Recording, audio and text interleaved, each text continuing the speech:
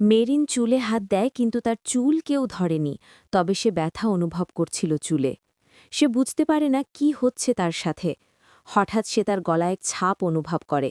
মনে হচ্ছিল যে কেউ তার গলা চেপে ধরেছে, কিন্তু তার সামনে কেউ ছিল না। সেই অদ্ভুত শক্তি তাকে রাস্তার সাথে চেপে ধরে। মেরিন নিজেকে বাঁচানোর চেষ্টা করে। মেরিনের শ্বাস বন্ধ হয়ে আসছে। মেরিন নিজেকে বাঁচানোর জন্য অনবরত নিজের পা নাড়াতে থাকে। মেরিনের চোখ দিয়ে টুট করে এক ফোঁটা পানি গড়িয়ে পড়ে। মেরিনের গলা দিয়ে গোংনানির আওয়াজ বের হয়। মেরিন বুঝতে পারছিল না তার সাথে কি হচ্ছে। তার সামনে কেউ নেই, তবে সে অদ্ভুত শক্তির আভাস পাচ্ছে।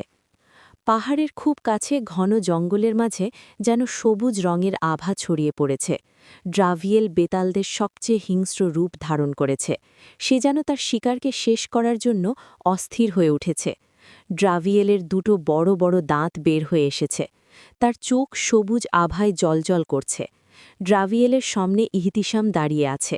তাদের দুজনেরই চোখ ক্রোধে গর্জনরত। ইহতিসাম ঘাড় কাত করে ড্রাভিয়েলের দিকে তাকিয়ে ঠাট্টামূলক বাক্যে বলে উঠল, অনেক বছর পরে দেখা হলো ড্রাভিয়েল, তুই এখনও বেঁচে আছিস, আমি বিশ্বাস করতে পারছি না।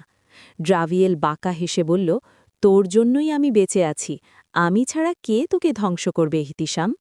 ইহতিসাম বিদ্রুপ নিয়ে বলল, তাহলে আয়, আমায় শেষ কর। ড্রাভিয়েল এক পা এগোলো, সাথে সাথে ইহতিসাম যেন হাওয়ায় মিলিয়ে গেল।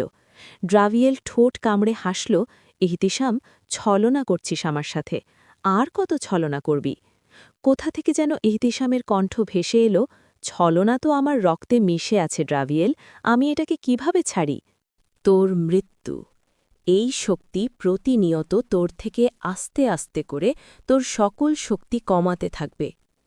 ইহতিসাম ভয়ঙ্কর রূপ ধারণ করে হুঙ্কার দিতে থাকে, আমাকে বের কর এখান থেকে, নয়তো আমি তোকে ছাড়ব না। ড্রাভিয়েল হাসে, তবে কিছু না বলেই ওখান থেকে উধাও হয়ে যায়।